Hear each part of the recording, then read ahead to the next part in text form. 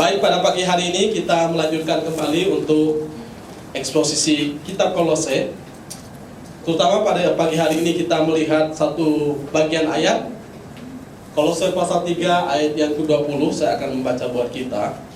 Hai anak-anak, taatilah orang tuamu dalam segala hal, karena itulah yang berkenan kepada Tuhan. Dalam terjemahan yang lain, AYT dan juga TSI ya, kita bisa melihat penekanannya. Anak-anak, taatilah orang tuamu dalam segala hal, karena ini menyenangkan hati Tuhan. Dalam menyenangkan Tuhan, kalau AYT. Kalau TSI, hati Tuhan, ada penekanan. Tapi dalam terjemahan yang lama, itu berbicara tentang karena itulah yang indah bagi Tuhan. Artinya menekankan tentang ketaatan adalah sesuatu yang menyenangkan Tuhan, sesuatu yang indah di mata Tuhan, sesuatu yang berkenan kepada Tuhan. Nah, kita bisa melihat hal ini bahwa ketaatan itu adalah sesuatu yang Tuhan sukai. Sehingga tema kita seorang anak yang mengikuti kehendak Tuhan. Allah kita Allah yang pencipta ya, pencipta yang luar biasa, mencipta kita manusia, termasuk juga Dia mencipta lembaga keluarga. Dan kita bisa melihat kalau kita ada dan juga keluarga ada, bukan ada dengan sendirinya, dan itu dalam tatanan ciptaan Tuhan. Jadi sebagai arsitek yang agung, sebagai pencipta, Dia ingin ada keteraturan dalam keluarga. Sehingga adanya peran masing-masing dalam keluarga, ada peran ayah, ada peran ibu, ada peran anak. Dan peran masing-masing ini sesuai dengan otoritas Tuhan. Bahkan kesanggupan kehendak Tuhan bagi kehidupan mereka. Nah, pada waktu yang lalu Pak John sudah khotbah tentang peran suami dan istri di dalam keluarga ya. Nah, peran ini dirancang Allah supaya ya keluarga itu bukan hanya bahagia, tetapi keluarga itu menjadi keluarga yang menyenangkan Tuhan. Keluarga yang hidup dalam keteraturan seperti yang Tuhan mau. Nah, kita bayangkan kalau tidak ada keteraturan dalam keluarga ya, anak mau menjadi bapak atau mau menjadi ibu, sehingga tidak ada peran masing-masing yang jelas. Nah, ini bahaya sekali kalau dalam keluarga tidak ada keteraturan. Nah, kita dapat gambarkan misalnya keteraturan yang ada di lembaga-lembaga pemerintah misalnya. Ada bos, ada manajer, ada bawahan. Itu bukan dibuat seperti itu dengan sendirinya, dengan tanpa tujuan. Ada suatu tujuan-tujuan yang diberikan di sana. Nah, demikian kalau kita melihat lembaga keluarga, ada peran ayah, ada peran ibu, dan juga ada peran anak di dalamnya. Sehingga hari ini kita bicara tentang peran anak dalam keluarga, dan tujuannya sama, yaitu supaya anak itu menyenangkan hati Tuhan, dan juga supaya adanya keteraturan dalam keluarga. Jadi seorang anak yang dapat menyenangkan hati Tuhan itu seperti apa? Yaitu seorang anak yang mengikuti prinsip-prinsip yang tertuang dalam Alkitab. Apa prinsip-prinsip yang tertuang dalam firman Tuhan? Kita bisa melihat ya dalam bacaan kita, yaitu seorang anak yang taat kepada orang tuanya. Dikatakan, hai anak-anak, taatilah orang tuamu. Bukan orang tua orang lain ya. Orang tuamu dalam segala hal, atau dalam kurung dalam segala perkara, seluruhnya, semuanya. Jadi kita bisa melihat arti kata anak-anak dalam bahasa Yunani itu menggunakan kata tekna. Itu merujuk pada suatu posisi hierarki yang memang Allah berikan dalam keluarga.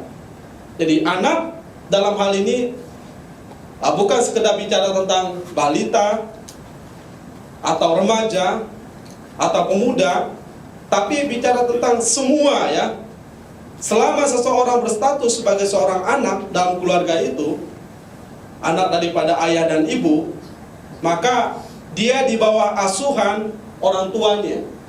Dia berkewajiban untuk mengikuti, taat kepada orang tuanya, termasuk juga kepada mereka yang sudah menikah. Jadi secara umum ini tidak terkecuali. Ya tentu pemberlakuannya nanti disesuaikan dengan kematangan kedewasaan masing-masing. Yang kita lihat bahwa semua anak-anak Kristen atau anak-anak yang percaya kepada Tuhan diminta Tuhan untuk tunduk taat kepada orang tuanya. Kata taat dalam bagian ini kita bisa juga melihat dalam bahasa Yunaninya, yaitu patuh, menuruti, tunduk, takluk, menerima, mengikuti, mendengarkan, dan juga diartikan seperti membuka pintu. Artinya seorang anak ketika dia menerima suatu ajaran, dia bukan seorang anak yang tetap menutup pintu hatinya, tapi dia menjadi seorang anak yang mendengar ketika ada ketukan dari luar. Nah, taat itu terjadi pada seseorang ketika seseorang itu memang mau menerima, mau mendengarkan, mengikuti dan melakukan. Jadi ketaatan itu tidak terjadi dengan sendirinya ya. Ada unsur yang namanya, oh saya mau taat, tapi apa? Saya menerima, saya mendengar, saya mengikuti, saya melakukan. Dan kita tahu bahwa tugas seorang anak adalah taat kepada orang tuanya. Ketaatan adalah sesuatu yang sangat penting, dan memang ini diajarkan oleh Alkitab bahwa setiap orang yang percaya kepada Tuhan, mereka harus mentaati orang tuanya. Kita nanti akan lihat bagaimana ketaatan ini bukan hanya diajarkan dalam PP atau Perjanjian Baru, tapi juga sudah diajarkan di dalam Perjanjian Lama. Gaungnya begitu banyak di dalam bagian-bagian firman Tuhan. Maka ketaatan semacam ini digambarkan seperti seorang bawahan yang taat juga mendengarkan seorang atasan atau seorang bos di kantornya dengan sesama. Apakah kita berani melawan bos? Tidak ya. Sama seperti prajurit, apakah dia bisa melawan panglima atau seorang yang di atasnya? Tidak. Jadi ada suatu struktur yang dibangun dalam hal ini. Kepentingannya bukan untuk menciptakan suatu kehidupan yang menakutkan, yang sifatnya otoriter, tapi ini untuk keteraturan hidup, keberlangsungan bersama, supaya ada suatu kebahagiaan kehidupan seperti yang Tuhan kehendaki dalam keluarga. Maka dalam hal ini, sebagai seorang bawahan, kalau kita gambarkan seperti seorang bawahan, dia harus memperhatikan dengan saksama, dia harus menyesuaikan diri dengan perintah atasannya. Mengapa? Karena seorang atasan memang mempunyai otoritas kepada bawahannya. Jadi bawahannya harus mendengar, taat, mematuhi, supaya tujuan yang ingin dicapai bersama dalam perusahaan, kalau itu pekerjaan, itu bisa tercapai dengan baik. Nanti kita lihat sejauh apa ketaatan itu harus dilakukan. Jadi seorang anak memang harus taat kepada orang tuanya. Karena apa? Karena inilah perintah Tuhan. Inilah perintah Tuhan. Jadi waktu kita tidak mentaati orang tua kita, ya dengan sendirinya kita tidak mentaati kehendak Tuhan, atau tidak mengikuti kehendak Tuhan dalam kehidupan kita. Sehingga untuk mengikuti kehendak Tuhan, seseorang itu harus taat kepada orang tuanya. Dan untuk mencapai tujuan sesuai dengan kehendak Tuhan, maka dalam bagian ini anak itu tidak bisa mengerti dengan sendirinya ya. Kita bisa melihat bahwa anak-anak harus diajarkan tentang ketaatan itu. Jadi ini bicara lagi tentang peran orang tua. Jadi anak nggak bisa tumbuh dengan sendirinya. Oh dia jadi anak yang pintar, dia jadi anak yang taat. Oh dia akan dengar kok apa yang kata orang tuanya. Tidak. Orang tua harus betul-betul mengajarkan ketaatan kepada anak-anaknya. Siapapun anak itu, termasuk anak presiden ya. Termasuk juga anak pendeta. Atau termasuk anak siapapun, dari latar belakang budaya apapun, anak itu harus diajarkan tentang ketaatan. Mengapa? Sebab anak tidak bisa secara alami mentaati orang tua dengan sendirinya. Ya karena apa? Ya memang Alkitab juga memberitahukan bahwa ya anak-anak itu harus diajarkan tentang ketaatan itu, karena memang mereka memiliki suatu sifat-sifat manusia berdosa. Misalnya kebodohan melekat pada anak muda, itu yang dikatakan oleh Amsal pasal 22 ayat 15. Kemudian Efesus 2 ayat 2 itu bicara tentang sifat manusia, bahkan anak-anak pun mewarisi sifat orang durhaka. Termasuk juga di dalam Mazmur 58 ayat 3, jadi sifat manusia itu cenderung berdosa, ya cenderung memberontak dan tidak taat. Jadi bagaimana supaya mereka bisa menjadi anak yang taat, tidak bodoh, tidak mewarisi sifat orang durhaka? Yang mereka harus mendengarkan suatu pengajaran. Ya ini memang suatu bagian tanggung jawab yang tidak mudah. Bukan hanya sekedar melahirkan anak. Memang banyak anak, banyak rezeki, tapi makin banyak anak, makin banyak tugas juga yang dibebankan untuk mengajarkan anak-anak itu. Dalam bagian ini kita juga bisa melihat bahwa orang tua adalah wakil dan alat Tuhan bagi anak-anak yang Tuhan anugerahkan. Nah ini peran yang tidak mudah ya. Jadi suami, istri, atau ayah dan ibu sama-sama memiliki peran memberikan ajaran kepada anak-anaknya. Memang Alkitab memberikan sedikit penegasan. Kalau ayah itu dikatakan memberikan suatu perintah, nah ibu memberikan suatu pengajaran, nasihat, mungkin karena sifat kelembutan hatinya. Tapi pada prinsipnya kita bisa melihat peran mereka adalah sebagai seorang pengajar. Ya, seorang ayah biasanya lebih ditakuti ya, karena mempunyai suatu ya dapat dikatakan suatu otoritas ya Tuhan berikan lebih daripada wanita dalam hal ini.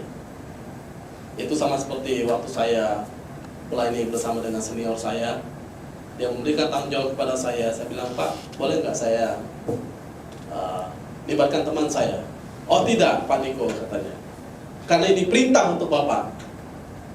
Nah, dengan mendengar kata perintah, itu ada penekanan ya. Ini bukan hanya suatu anjuran yang Bapak boleh atau tidak boleh, atau Bapak bisa serahkan kepada orang lain, tapi ini perintah. Nah, dengan penegasan kata perintah, oh saya sudah tahu itu harus saya lakukan.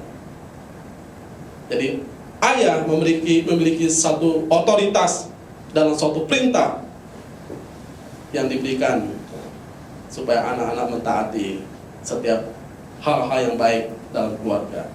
Jadi orang yang diajarkan oleh orang tuanya dengan baik, biasanya mereka menerima ya ajaran orang tuanya dengan baik.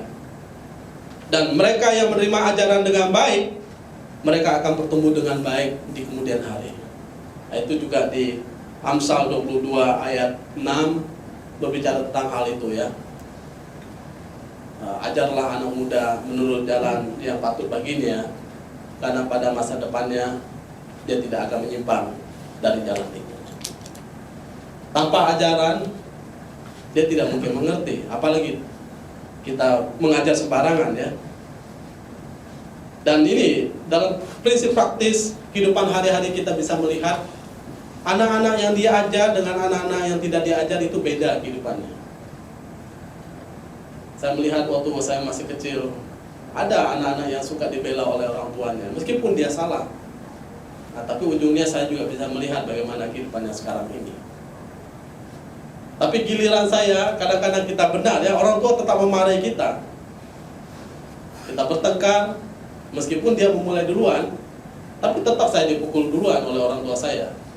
Nah, kadang-kadang mama dari teman saya ini justru memukul kita karena membela anaknya, meskipun anaknya salah. Ya kadang-kadang seperti itu yang terjadi, sehingga anak itu tidak menerima suatu ajaran yang baik ya. Nah, dalam bagian ini kita bisa melihat bahwa anak yang menerima ajaran yang baik dari orang tuanya, kemungkinan besar dia akan tumbuh menjadi anak yang baik di kemudian hari. Jadi orang tua itu bisa mengajarkan dengan cara apa? Nasihat. dengan suatu pengajaran yang memang mungkin ya teratur, atau juga bisa dengan suatu perintah yang tegas. Bahkan Alkitab juga berkata bahwa orang tua juga bisa mengajarkan dengan rotan, dengan pukulan. Nah, ini tendensiusnya, penekanannya lebih tajam lagi ya. Ya mungkin dengan nasihat, kalau kamu jangan begini, jangan ini. Ada suatu ajaran yang diberikan, lalu perintah tegas, larangan, atau suatu pukulan supaya dia mengingat bahwa hal yang dilakukan itu tidak benar. Memang banyak perintah dalam Alkitab, bukan hanya sekedar nasihat, pengajaran, perintah, tapi juga misalnya dalam Amsal 23 ayat 13 sampai 14, kemudian Amsal 13 ayat 24, itu bicara tentang orang tua itu diperintahkan untuk memukul anaknya dengan rotan, tapi jangan sampai menginginkan kematiannya. Artinya jangan sampai memukul dengan tujuan untuk menyakiti, menyiksa, tapi lebih kepada suatu didikan yang lebih tegas, yang lebih keras, supaya dia taat. Maka dalam hal ini kita bisa memperhatikan bahwa anak-anak harus diajarkan sesuatu yang benar. Tapi di balik semuanya itu kita juga bisa melihat bahwa ketidaktaatan ada hukumannya. Allah sangat serius tentang perlunya anak menghormati, taat kepada orang tua. Dalam Alkitab, anak-anak yang tidak taat pada orang tuanya ada hukumannya atau konsekuensi yang dia terima. Yang pertama, konsekuensi yang belum terlalu dalam ya. Ini lebih kepada bentuk pelajaran. Itu lebih kepada memukul, menghukum, atau memberikan suatu pelajaran berupa hukuman yang tegas, terutama untuk anak yang nakal luar biasa. Jadi dia tidak hanya diajar atau tidak hanya dinasihati, diberi perintah, tapi juga dia menerima pukulan dengan tujuan membersihkan kejahatan atau mengingatkan dia bahwa itu salah, termasuk juga membersihkan lubuk hatinya dari suatu hal yang tidak bersih. Nah, itu yang dikatakan dalam Amsal 20 ayat 30, berbicara bahwa pukulan itu sebetulnya membersihkan seseorang dari kejahatan dan membersihkan hatinya dari sesuatu yang tidak benar. Nah, ini suatu tujuan yang baik ya. Jadi kalau orang tua menghukum atau memukul sekalipun, bukan berarti dia itu jahat kepada kita. Ya, saya pernah bercerita waktu saya khotbah di Akademi Eksposisi dalam tugas saya.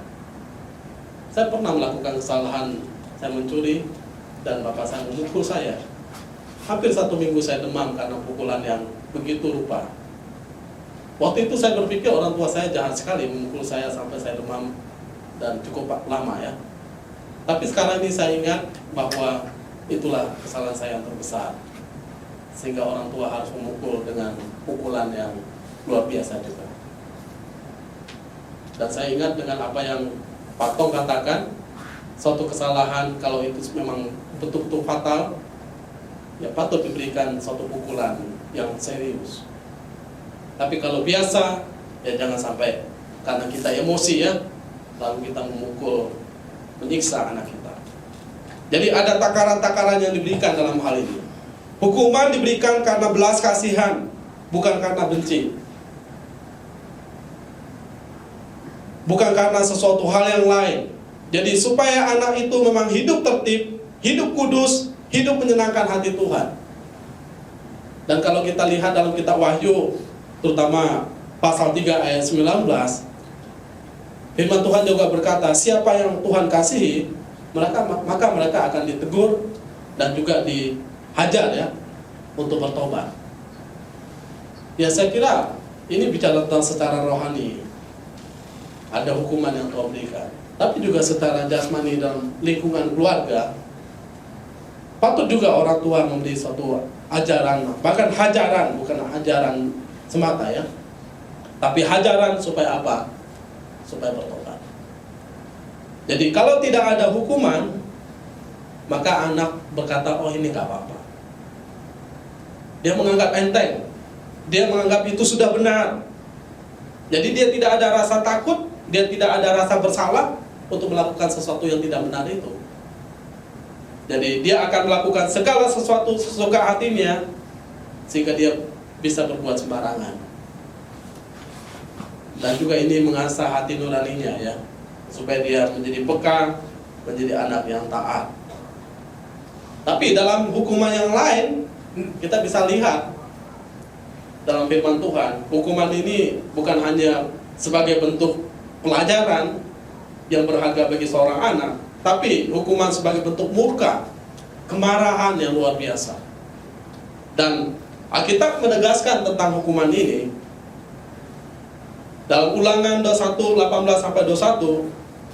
Apabila seorang mempunyai anak laki-laki yang degil dan membangkang, kita sudah tahu ya artinya degil membangkang, yang tidak mau mendengarkan perkataan ayah dan ibunya, dan walaupun mereka menghajar dia, tidak juga ia mendengarkan mereka, maka haruslah ayahnya dan ibunya memegang dia dan membawa dia keluar kepada para tua-tua, katanya, di pintu gerbang tempat kediamannya, dan harus berkata kepada tua-tua, katanya, anak kami ini degil dan membangkang.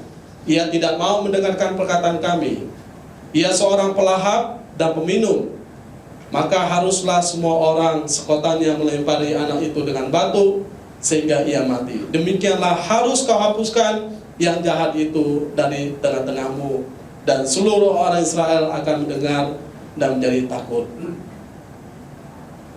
Pelahap dan peminum ini bicara tentang seorang anak yang maunya makan tidur ya. Peminum itu identik dengan orang yang hidup sebagai orang berdosa. Jadi kelakuannya itu adalah memang kelakuan jahat, seperti yang dikatakan dalam bagian ini. Bukan hanya sekedar mau makan dan minum, membangkang, hidup seperti seorang pemalas, berkumpul dengan seorang pendosa ya. Nah itu sindiran mereka kepada Tuhan Yesus waktu Yesus berkumpul dengan orang-orang berdosa, seakan-akan dia seorang pemalas. Ya, hidup berdosa sama seperti orang berdosa itu. Nah ini bicara tentang anak seperti itu, anak yang jahat ya, tidak mau bekerja, maunya enak-enak saja, gitu kan, bahkan melawan orang tuanya. Jadi dalam bagian ini dapat dikatakan anak itu tidak mampu mengendalikan dirinya, hidupnya tidak bisa dikontrol, tidak taat, tidak mendengarkan orang tuanya, hidupnya berlaku jahat, maka ada hukuman. Sehingga hukumannya jelas, supaya yang jahat-jahat itu jangan ada di tengah kamu, dikatakan, maka seluruh orang Israel harus mendengar dan menjadi takut, dan juga anak itu dilempari dengan batu. Artinya apa? Mati. Jadi anak yang degil, membangkang, yang tidak taat pada orang tuanya, yang membuat orang tuanya kesal ya, sakit hati karena kelakuan anak-anaknya, memang ada hukuman pada masa lampau. Artinya ada suatu ketegasan daripada Tuhan terhadap anak-anak yang demikian. Bahkan kepada anak yang mengutuki orang tuanya. Itu yang dikatakan di dalam Imamat 20 ayat 9, dikatakan, apabila ada seorang anak yang mengutuki ayah atau ibunya, pastilah ia dihukum mati. Ia telah mengutuki ayah atau ibunya, maka darahnya tertimpa kepadanya sendiri. Di kota ini hampir jarang kita dengar anak mengutuki ayah dan ibu ya, karena kita jarang ketemu dengan orang lain. Tapi kalau di kampung banyak sekali anak-anak yang mengutuki ayah dan ibunya. Itu bicara tentang sumpah serapah ya. Jadi bukan sesuatu hal yang benar yang diucapkan terhadap orang tuanya. Bahkan siapa yang memukul ayah dan ibunya, pastilah ia akan dihukum mati. Keluaran 21 ayat 15. Ini keseriusan yang diungkapkan dalam Alkitab tentang perilaku anak yang tidak taat, yang memang di luar batas ya. Jadi konsekuensi semacam ini haruslah membuat seseorang takut melawan orang tua. takut berbuat jahat kepada orang tua, takut memukul, mengutuki, membangkang, degil, dan jahat kepada orang tuanya. Nah, harusnya ya kalau kita benar-benar Kristen ya, melihat bagian-bagian seperti ini kita belajar dengan baik menjadi anak yang menghormati orang tuanya. Tetapi Alkitab juga seimbang berkata bahwa ketaatan pada orang tua itu mendatangkan berkat. Sehingga Allah memperhatikan dan memberkati anak-anak yang hidup taat menghormati orang tuanya. Kita bisa lihat dalam bagian firman Tuhan yang secara manusia, kalau saudara sayang kepada orang tua, maka secara normal orang tua akan menyayangi kita ya. Orang lain juga akan melihat, ikut senang kalau kita menyayangi orang tua kita. Bahkan tidak luput bahwa Tuhan juga senang dengan anak-anak yang mentaati orang tuanya. Memang ekspresi kalau kita masih kecil ya taat kepada orang tua, misalnya seumur Elora ya masih mendengarkan, disuruh kerjakan PR ya kerjakan PR seperti itu ya, disuruh bangun sikat gigi dan sebagainya, itu bagian. Dengan bertumbuhnya juga begitu, jadi taat, mendengarkan lain sebagainya. Tapi dalam usia seperti saya, karena saya sudah terpisah dengan orang tua, ya cara saya menyenangkan orang tua ya saya mendengarkan nasihat mereka, dan kadang-kadang saya juga memberikan mereka support ya dalam keuangan, memberikan mereka satu ucapan-ucapan kalau mereka ulang tahun dan sebagainya, mendoakan mereka. Jadi itu sesuatu yang menyenangkan. Ya, lebih lagi kita mendengarkan apa yang mereka katakan, tidak memberontak, tidak menjadi anak yang berlaku jahat kepada orang tua. Ya, karena banyak juga anak-anak dewasa yang jahat kepada orang tuanya. Belum orang tuanya meninggal, warisan sudah digugat misalnya. Nah, banyak sekali terjadi hal ini. Orang tua diusir dari rumah karena ingin menguasai tanah dan rumah yang dimiliki oleh orang tuanya. Ini bukan kisah yang biasa, tapi ini seringkali terjadi kepada orang-orang yang memang tidak menghormati orang tuanya. Jadi saya melihat anak-anak yang menyayangi orang tuanya, ya memang kebanyakan Alkitab berkata, seperti Alkitab katakan, mereka diberkati oleh Tuhan, mereka bahagia. Dan sementara anak-anak yang melawan orang tuanya, ya ini secara umum ya, kita bisa melihat kehidupan mereka berantakan dan kacau. Ya saya bisa melihat anak selevel saya, seusia saya waktu itu, kebanyakan mereka yang melawan orang tuanya, hidup mereka kandas, kacau. Bahkan ada anak yang sudah besar mengajak orang tuanya berantem, memukul ayah, menimbulkan sakit hati kepada orang tuanya, karena merasa saya sudah didik dia, saya sudah merawat dia, anak ini kok menjadi seperti ini. Jadi anak yang mentaati orang tua, mereka akan menerima janji Tuhan bahwa mereka akan lanjut umurnya dan baik keadaannya di tanah yang Tuhan berikan kepada mereka. Kita bisa lihat selain daripada bacaan kita Kolose 3:20, itu bagian daripada referensi ayat itu. Kita bisa melihat di dalam Ulangan 5 ayat 16, Keluaran 20:12, kemudian Efesus 6:2-3. Itu bicara tentang janji Tuhan bagi anak-anak yang taat kepada orang tuanya. Jadi ada berkat yang Tuhan alirkan kepada mereka. Ini satu janji Tuhan. Jadi perintah untuk menaati orang tuanya itu disertai janji Tuhan kepada mereka yang mentaati orang tuanya. Ada suatu janji, umur panjang, berkat, kesejahteraan, bahkan hidup yang berkualitas yang diberkati oleh Tuhan. Maka semasa kita melihat orang tua kita dan masih hidup orang tua kita, taatilah orang tuamu. Mereka sudah Tuhan tetapkan sebagai orang tua dengan kelebihan dan kelemahan mereka. mereka memiliki otoritas. Mereka dianugerahkan Tuhan supaya mengajarkan, mendidik, mengarahkan hidup kita supaya hidup kita benar. Kalau kita taat, ada berkat Tuhan yang Tuhan anugerahkan kepada kita. Jadi ketaatan ini adalah ketaatan yang luar biasa ya. Bagian berikutnya, anak yang mengikuti kehendak Tuhan adalah seorang anak yang bukan hanya taat, oh saya pokoknya taat saja dengan orang tua saya, gak penting itu salah atau benar, yang penting saya taat. Itu taat yang salah kaprah ya, taat yang membabi buta. Tapi kita bisa membaca bahwa hai anak-anakku, taatilah orang tuamu dalam segala hal.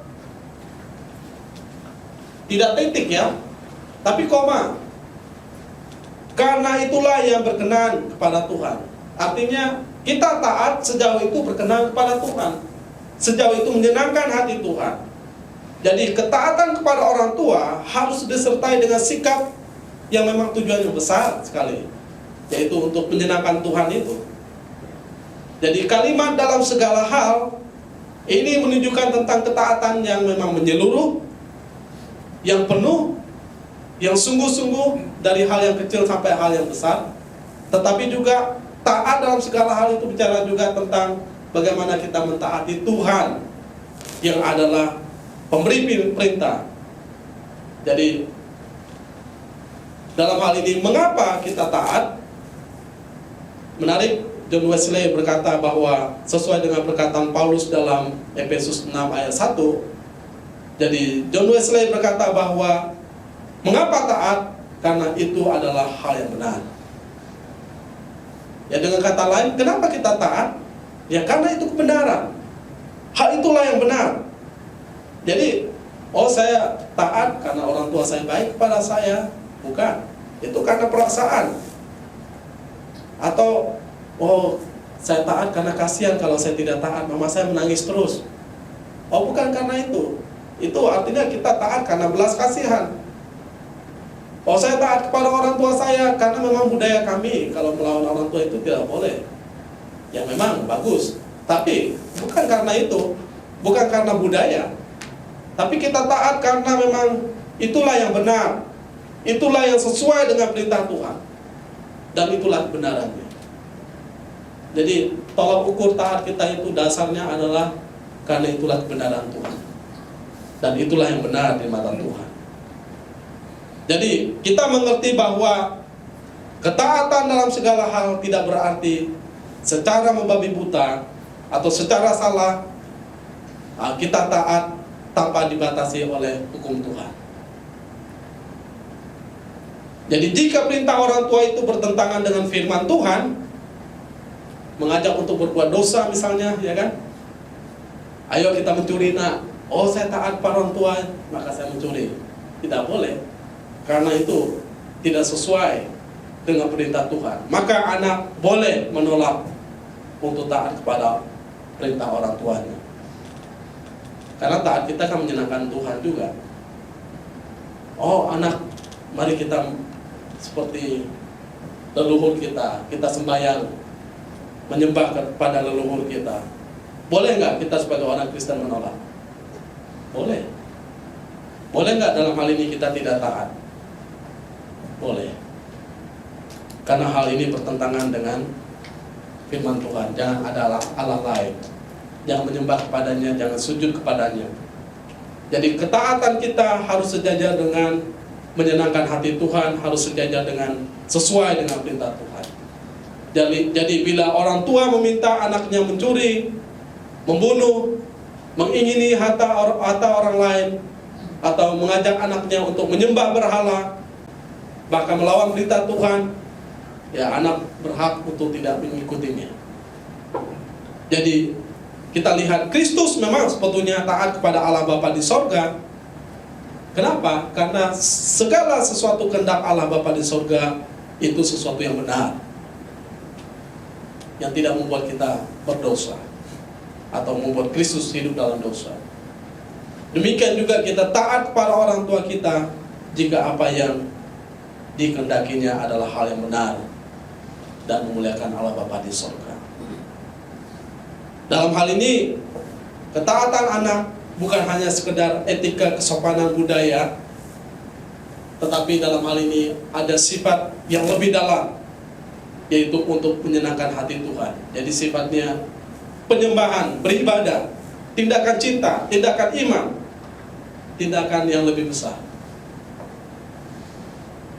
Nah, ini yang disebut menyenangkan hati Tuhan, karena mencerminkan ketertundukan kita kepada otoritas yang tertinggi. Orang tua kita punya otoritas atas kita, ya memang punya otoritas. Tetapi ada otoritas yang lebih tinggi di atas orang tua kita. Jadi otoritas orang tua kita di bawah otoritasnya Tuhan. Nah, kita taat kepada otoritas Tuhan yang lebih tinggi, yang lebih besar. Jadi orang tua kita harusnya menjalankan otoritas yang Tuhan berikan kepadanya, bukan menjalankan otoritas dia secara sembarangan, ya. Jadi orang tua memang punya otoritas, tapi bukan menjalankan otoritas secara sembarangan. Nah, orang tua yang mengikuti kehendak Tuhan, kita mengikuti apa yang disampaikan kepadanya dari dia kepada kita. Jadi kita harus memang mengasihi orang tua kita, tapi juga kita harus mengasihi Tuhan di atas segalanya. Jadi aplikasi secara praktis untuk kehidupan kita hari lepas hari. Jadi ketaatan anak kepada orang tuanya berarti ketika seorang anak taat, dia menghargai otoritas yang Tuhan berikan kepada orang tua mereka, dan juga dia menghargai otoritas yang Tuhan miliki. Ya, kadang-kadang terlepas daripada kelebihan dan kekurangan, kelemahan dan keadaan orang tua mereka. Jadi anak diminta untuk menghargai otoritas yang Tuhan berikan. Jadi ketaatan seorang anak kepada orang tua adalah suatu kewajiban. Karena apa? Karena bayangkan orang tua mengasihi kita mulai dari kecil, ya. Bahkan ibu dalam kandungan sudah berat-berat menggendong anaknya, ternyata lahir melawan orang tuanya. Tapi akan terbalas kalau anaknya lahir, tumbuh dengan baik, menjadi anak yang berguna. Itu kata-kata orang tua, ya. Menyenangkan hati orang tua dan menjadi anak yang berhasil, membanggakan. Wah, jadi ini sesuatu yang luar biasa. Jadi orang tua rasa tidak sia-sia dalam pemeliharaan kasih sayang yang mereka berikan. Ketaatan anak pada orang tua itu berarti dia mau melakukan perintah dengan kasih sukacita tanpa menggerutu dan melawan, termasuk juga menunda-nunda. Jadi ini suatu ketaatan yang baik, ya. Dalam konteks yang lebih besar, lebih luas, mentaati berarti kita juga sama seperti kita menghormati guru kita, mentor kita, orang-orang yang mempunyai otoritas, hamba-hamba Tuhan, untuk mengajarkan dan membimbing kita kepada suatu kebenaran yang Tuhan berikan kepada kita.